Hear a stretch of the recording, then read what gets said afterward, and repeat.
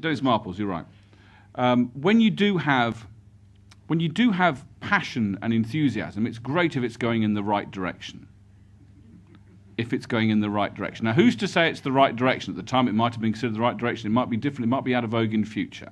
There are certain given qualities about transport that we have made assumptions about. That A, it exists, and that it should exist in a certain form. That it should be accessible, it should be equitable, it should be affordable. All of those type of platitudes we trot out. Yet we couldn't generally point to those qualities in the order we like to see them now.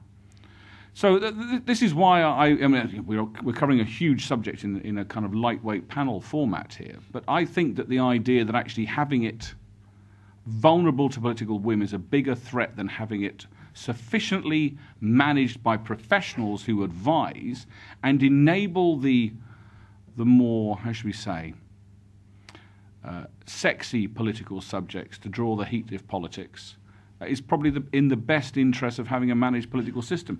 And the illustration I would say is, cite me countries in the world where transport is debated at a political level regularly and systematically that have transport systems you admire.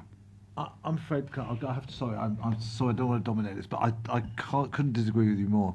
The whole point is that in this country, we've always had. I mean, I've written a history of the railways. I'll plug my books. I've written a history of the railways and a history of the London transport. That's just a coincidence. It's just a coincidence. By the way. And by the way, yes. And in both of them, the clear message that comes across, if you look at the history of transport in this country, there's a clear message that comes across, which is something like, transport infrastructure schemes have to pay for themselves. They have to wash their face. They have to make a return. In modern parlance, it's there has to be a business case. But this tradition of looking at the way we do our transport infrastructure stretches back, a good 100, 120 years, and other countries look at it differently, and they say, we need a public transport system because it is good publicly, because the public needs it, because it gets people out of their cars, and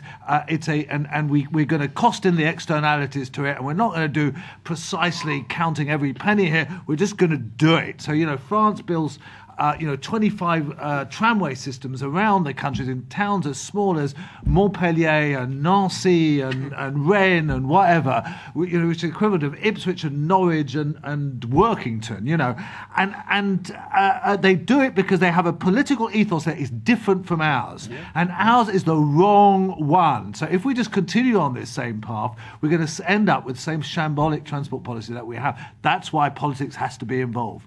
Can I ask you, Christian?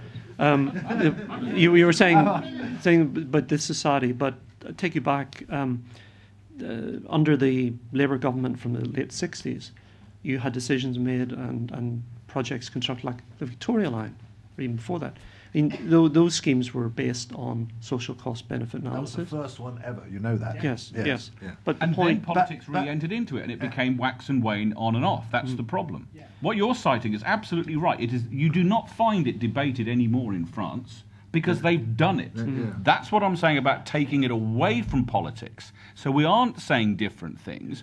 What I'm criticising is the very febrile nature of domestic politics here, and the fact we allow these things to be mucked around with. And if you take a similar example, we take in electricity and gas, we have 5-year price reviews. You have a 50 to 70-year-old infrastructure that you muck around with every 5 years. That's why it doesn't get reinvested. Similarly with transport infrastructure, you plan, you design, you implement, and you let it run itself, and you watch. You don't say, and now we'll change the business model, because that's where it goes wrong, and that's the vulnerability of politics.